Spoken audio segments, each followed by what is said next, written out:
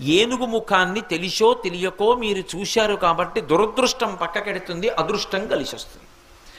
అంతటి అనుగ్రహాన్ని ఇవ్వగలిగిన వాడు ఎవరు అంటే ఒక్క ఏనుగు ముఖంతో ఉండేటటువంటి విఘ్నేశ్వరుడి వలన మాత్రమే సంభవమవుతుంది.